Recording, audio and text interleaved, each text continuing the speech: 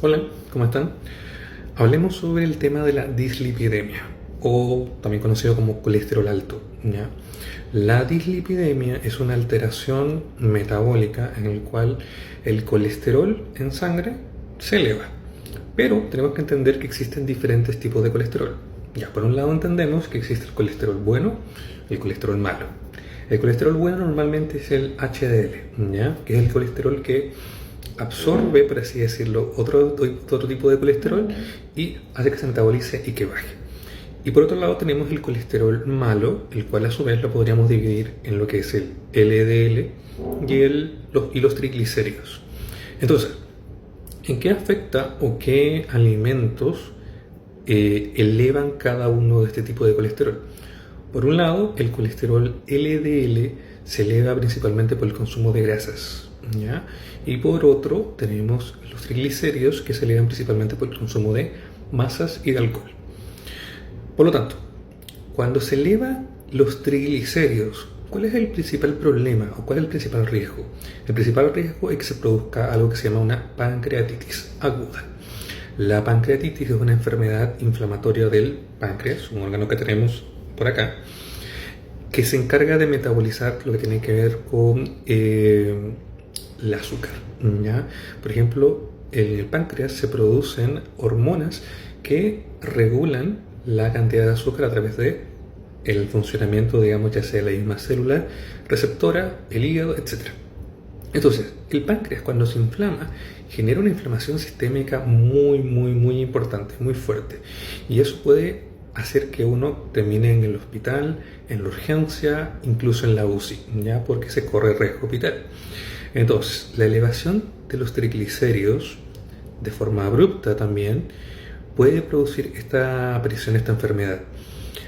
Cuando hablamos de una elevación importante y significativa, hablamos cuando sobrepasa los 1000, ¿ya? Pero elevaciones menores también existe cierto riesgo, así que lo prudente es disminuirlo.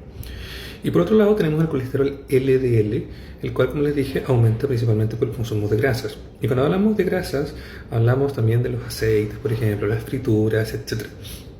Y ese es el colesterol que, en términos simples, podríamos decir que genera los infartos, ¿ya? Que genera las trombosis, que genera los accidentes cerebrovasculares, etc.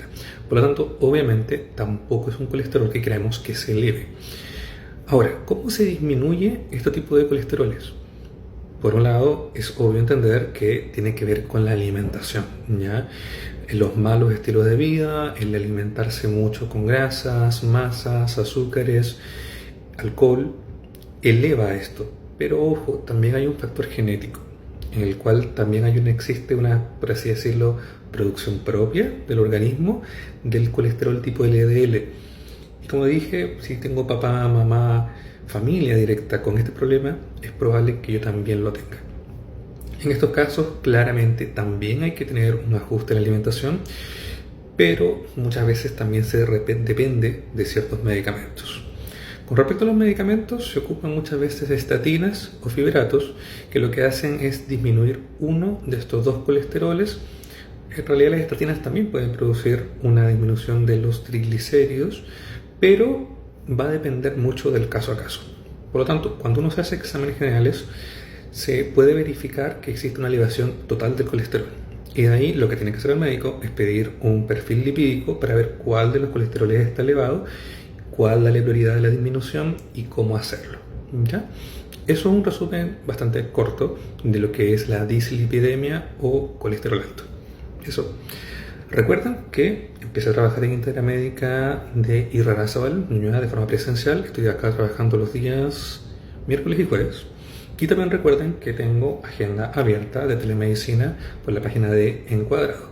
Así que si quieren, se meten a mi perfil y van a encontrar el link para poder ingresar y pedir las horas, o me escriben al privado o mi correo para que coordinemos horitas, ¿ya? Eso, que les vaya muy bien. Chao.